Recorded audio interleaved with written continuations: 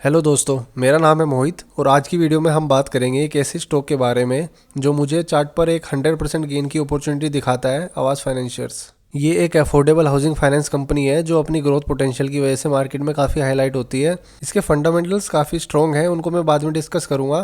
पहले मैं इस स्टॉक के टेक्निकल चार्ट पर फोकस करूंगा और आपको दिखाता हूं कि ये किस तरह एक बड़ा ब्रेकआउट दे सकता है। इस चार्ट के थ्रू मैं आपको अपनी एक personal favourite strategy bottom buying के बारे में भी सिखाऊंगा। इसको अगर आपने अच्छे से समझ लिया तो कुछ और सीखने की जरूरत नहीं पड़ेगी स्टॉक मार्केट के लिए आपको। इस स्ट्रेटजी में मैं स्टॉक्स को नीचे के लेवल्स पर खरीदता हूँ जब ज़्यादा लोग इस स्टॉक को इग्नोर कर रहे होते हैं। फिर उन्हें तब तक होल्ड करता हूँ जब तक स्टॉक एक राउंडिंग बॉटम पैटर्न बनाकर अपनी ऑल टाइम हाई को दोबारा टच ना कर ले। तो मैं स्टेप बाय स्टेप इसका पूरा प्रोसेस आपको बताऊंगा। वीडियो को ध्यान से पूरा देखना और समझना, और अगर कोई क्वेश्चन हो तो कमेंट्स में बाद में पूछना। तो इस स्ट्रेटजी के हिसाब से स्टॉक मेरी वॉच लिस्ट में तब आता है जब वो अपने ऑल टाइम हाई से लगभग 40-50% से ज़्यादा गिर चुका हो, यानी कि स्टॉक का अच्छा प्राइस करेक्शन हो चुका हो।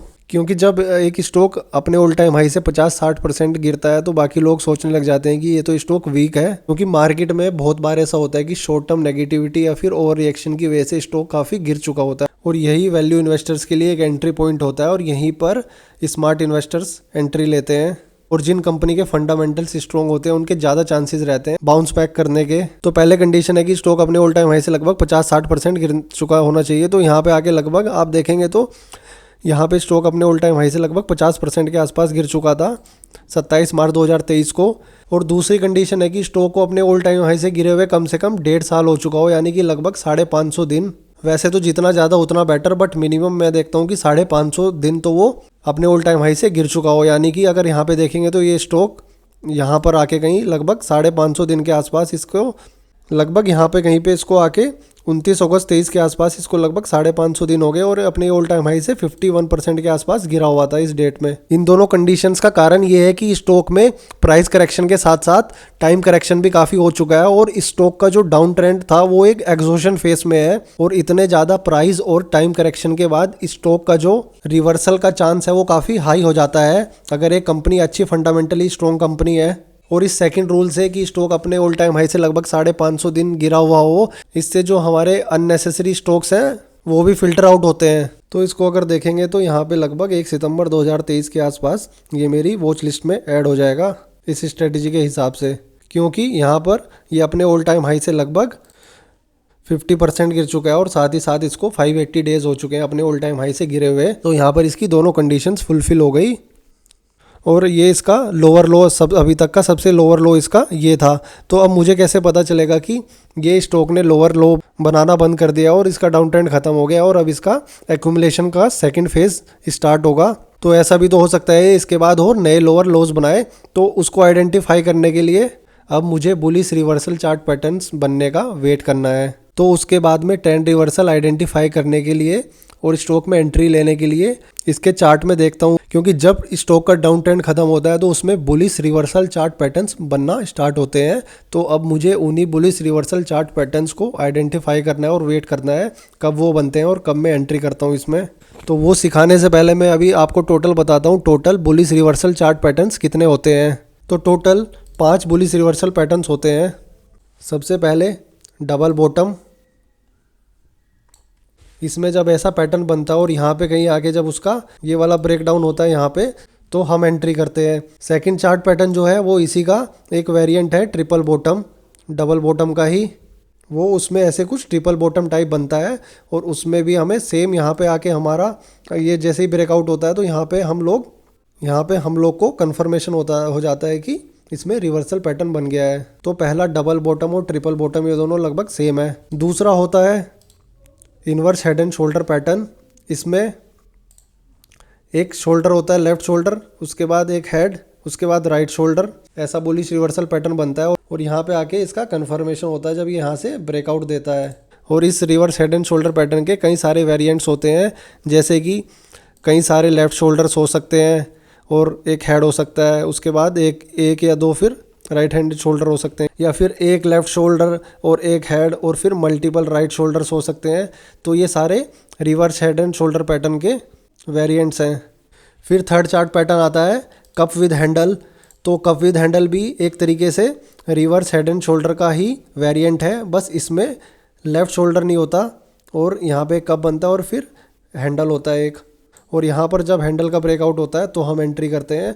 और इस कप विद हैंडल पैटर्न के मल्टीपल वेरिएंट्स हो सकते हैं, जैसे एक कप हुआ और उसके बाद फिर मल्टीपल हैंडल बन गए, कोई छोटा कोई बड़ा, इस तरीके से। फिर चौथा पैटर्न होता है कप विद हैंडल का ही एक वेरिएंट, राउंडिंग बॉटम। इसमें सिर्फ और सिर्फ एक कप टाइप बनता है, शेप ऐसे, और यहाँ पे जब आके उसका ब्रेकआउट होता है तो हम लोग फिर एंट्री करते हैं। और पांचवा वेरिएंट होता है एक फॉलिंग वेज।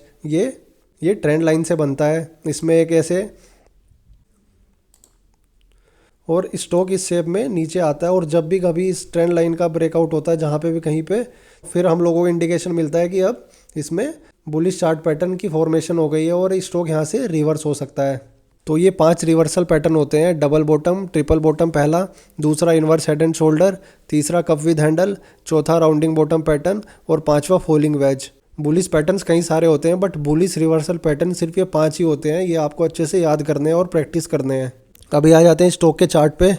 तो जब यहाँ पे स्टॉक, ये मैंने यहाँ पे स्टॉक को फिल्टर आउट किया, तो उसके बाद मैं स्टॉक को डेली वॉच करूँगा और जो इसका प्रीवियस रेजिस्टेंस था यहाँ पे, इसको मैं मार्क कर दूंगा कि जैसे ही इस स्टॉक से ऊपर जाए तो मैं समझ जाऊंगा कि इसमें बुलिश रिवर्सल पैटर्न बनने स्टार्ट हो गए हैं।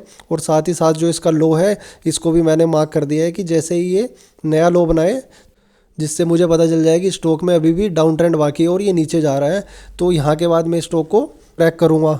तो इसके बाद अगर हम देखेंगे तो धीरे धीरे ये स्टॉक नीचे आया और फिर इस स्टॉक ने जो इसका ये लो था, प्रीवियस लो, ये भी यहाँ पे आके इसने ब्रेक कर दिया। मतलब स्टॉक का अभी तक डाउन ट्रेंड खत्म नहीं हुआ और ये अभी भी नीचे जा रहा है और इसका रेजिस्टेंस अभी भी ये सेम है यहाँ पे।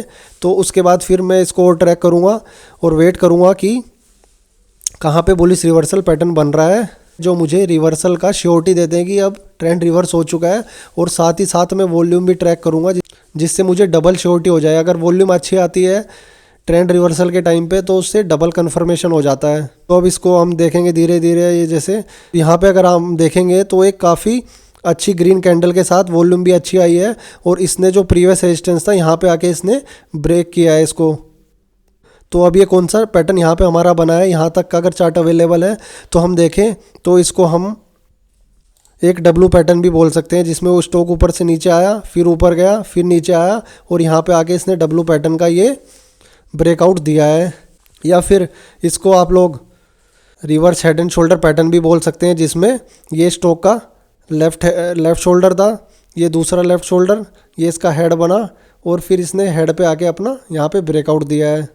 तो यहाँ पे मुझे बुलिश रिवर्स चार्ट पैटर्न का कंफर्मेशन हुआ और वो अच्छी वॉल्यूम के साथ आया, तो मुझे कंफर्म हो गया। तो अब मैं डेली इस स्टॉक के चार्ट को ट्रैक करूँगा कि अब इस स्टॉक में कब एंट्री ले सकता हूँ।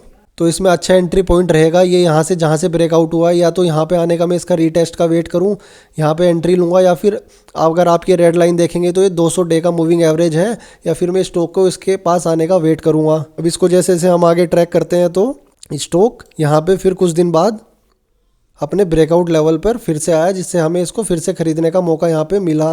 और उसके बाद स्टॉक गिरते गिरते अभी लगभग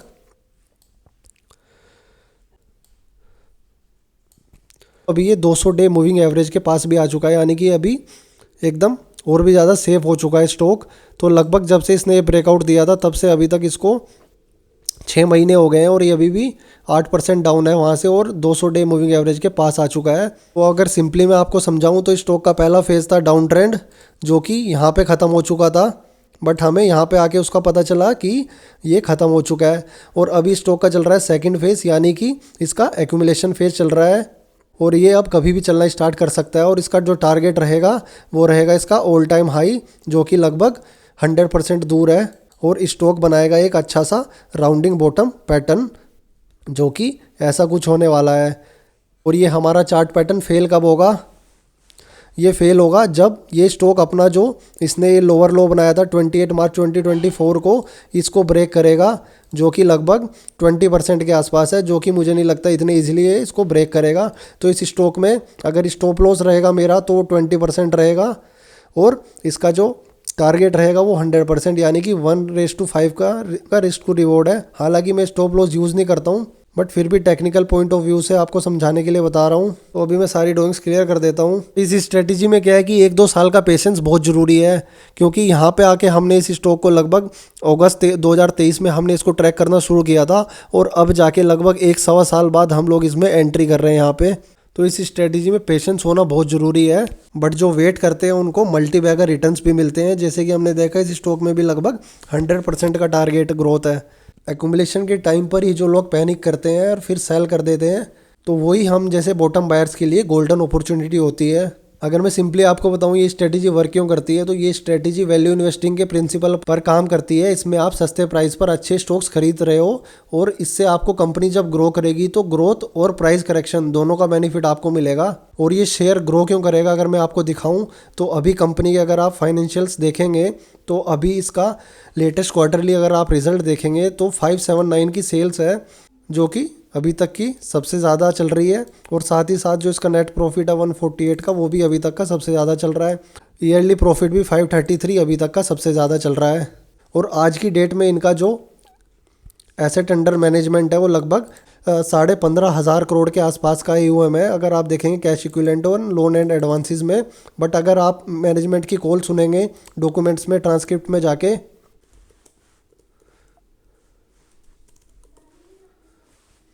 तो अभी मैनेजमेंट ने गाइडेंस दी है कि we aspire to reach a milestone of rupees 1 trillion, यानी कि 1 लाख करोड़ का AUM करने वाले हैं लगभग 2033 तक।